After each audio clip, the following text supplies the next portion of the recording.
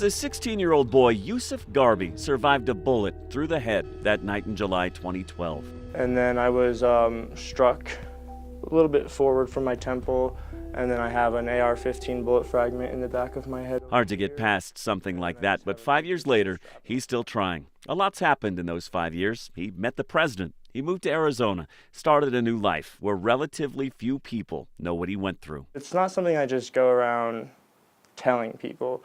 I'm not sure why. I feel like part of it, it's not their business, but the other part of it is like I don't want the attention from that situation. I kind of just want to go about my life as Yusuf, not an Aurora shooting survivor.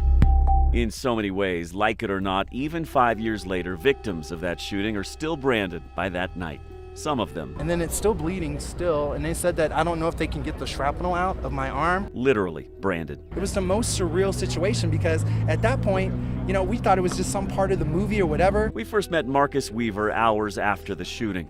5 years later. I can still feel my arm being hit. I can still feel the numbness that I had for like a year. He still replays that night in his mind nearly every day of his life. I could still see the white of the gun. I can still hear the sounds.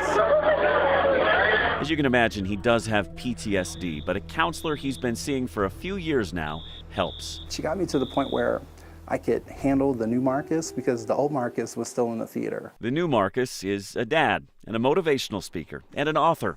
In fact, he just co-wrote this book, Chosen to Forgive, partially about what happened in the theater that night. I did struggle with it, obviously, but the thing that really got me through it is really faith, friends, and family.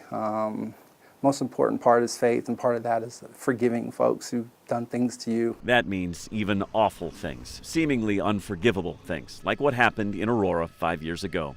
But if anything, both Yusuf and Marcus hope the 5-year mark, while little more than a meaningless milestone, will serve as a reminder to take stock of what they didn't lose that night. I try to remind myself to be grateful for everything that I have, and even when I find myself kind of struggling, trying to get on my feet and get this whole adulting thing under control, I still like to remind myself, your life was almost taken, so just be thankful that you're here today. I think it's a way of showing that, hey, we can move forward from this, and we will grow, and we are Aurora strong.